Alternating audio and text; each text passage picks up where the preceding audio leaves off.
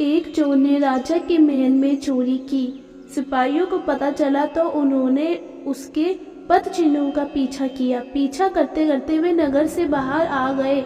पास में एक गांव था। उन्होंने चोर के पद चिन्ह गांव की ओर जाते देखे। गांव में जाकर उन्होंने देखा कि एक संत सत्संग कर रहे हैं और बहुत से लोग बैठकर सुन रहे हैं। चोर के पद चिन्ह भी उसी ओर जा रहे थे। सिपाहियों को संदेह हुआ कि चोर भी सत्संग में लोगों के बीच बैठा होगा। वे वहीं खड़े रहकर उसका इंतजार करने लगे। सत्संग में संत कह रहे थे, जो मनुष्य सच्चे हृदय से भगवान की शरण चला जाता है, भगवान उसके संपूर्ण पापों को माफ कर देते हैं। वाल्मीकि रामायण में आता है, जो एक बार भी मेरी शरण में आकर मैं तुम्हारा हूँ ऐसा कहकर रक्षा की याचना करता है, उसे मैं संपूर्ण प्राणियों से अभय कर देता हूँ। ये मेरा व्रत है। इसकी व्याख्या करते हुए संत श्री ने कहा, जो भगवान का हो गया उसका मानो दूसरा जन्म हो गया। अब वह पापी नहीं रहा, साधु हो गया। अगर कोई दुराचारी से दुराचारी भी अन्य भक्त होकर मेरा भजन करता है तो उसको साधु ही मानना चाहिए, कारण कि उसने बहुत अच्छी तरह से निश्चय कर लिया है कि परमेश्वर के भजन के समान अन्य कुछ भी नहीं है। चोर वहीं बैठा सब सुन रहा था। उस पर सत्संग की बातों का बहुत असर पड़ा। उसने वहीं बैठे बैठे ये दृढ़ निश्चय कर लिया कि अभी से मैं भगवान की शरण लेता हूँ। अब मैं कभी चोरी नहीं करूँगा, मैं भगवान का हो गया। सत्संग समाप्त हुआ। लोग उठकर वहाँ बाहर जाने लगे। बाहर राजा के सिपाही चोर की तलाश में थे। चोर बाहर निकला तो सिपाहियों ने उसके पद चिन्हों को पहचान लिया और उसको पकड़कर राजा के सामने पेश किया। राजा ने चोर से पूछा, इस महल में तुम्ही ने चोरी की है ना? सच सच बताओ, तुमने चुराया धन खा रखा है। चोर ने दृढ़ता पूर्वक कहा, महाराज इस जन्म में मैंने कोई चोरी नहीं की। सिपाही बोला, महाराज ये झूठ बोलता है, हम इसके पद चिन्हों को पहचानते हैं। इसके पद चिन्ह चोर के पद चिन्हों से मिलते हैं। इससे साफ सिद्ध होता है कि चोरी इसी ने की है। राजा ने चोर की परीक्षा लेने की आज्ञा दी, जिससे पता चले कि वह झूठा है या सच्चा।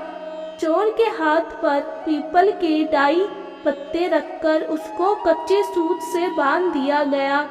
फिर उसके ऊपर गर्म करके लाल किया हुआ लोहा रखा, परंतु उसका हाथ जलना तो दूर रहा, सूत और पत्ते भी नहीं जले। लोहा नीचे जमीन पर रखा तो वह जगह काली हो गई। राजा ने सोचा कि वास्तव में इसने चोरी नहीं की, ये निर्दोष है। अब राजा सिपाहियों पर बहुत नाराज हुआ कि तुम लोगों ने एक निर्दोष पुरुष पर चोरी का आरोप लगाया है, तुम लोगों को दंड दिया जाएगा। ये सुनकर चोर बोला, नहीं महाराज, आप इनको दंड न दे, इनका कोई दोष नहीं है, चोरी मैंने ही की थी। राजा ने सोचा कि ये साधु पुरुष है, इसलिए सिपाहियों को दंड से बचाने के लिए चोरी का दोष अपने सिर पर ले रहा है। राजा बोला, तुम इन पर दया कर इनको बचाने के लिए ऐसा कह रहे हो, पर मैं इन्हें दंड अवश्य दूंगा। चोर बोला, महाराज मैं झूठ नहीं बोल रहा हूँ, चोरी मैंने ही की थी। अगर आपको विश्वास नहीं हो तो अपने आदमियों को मेरे साथ भेजो, मैंने चोरी का धन जंगल में जहाँ छिपा रखा है वहाँ से लाकर दिखा दूंगा। राजा ने अपने आदमियों को चोर के साथ भेजा। चोर उनको वहाँ ले गया जहाँ उसने धन छिपा रखा था और वहाँ से धन लाकर राजा के सामने रख दिया। ये देखकर राजा को बड़ा आश्चर्य हुआ। राजा बोला, अगर तुमने ही चोरी की थी तो परीक्षा करने पर तुम्हारा हाथ क्यों नहीं जला?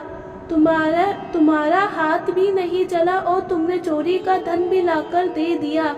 ये बात हमारी समझ में नहीं आ रही है। ठीक ठीक बताओ, बात क्या है? चोर बोला, महाराज मैंने चोरी करने के बाद धन को जंगल में छिपा दिया और गांव में चला गया।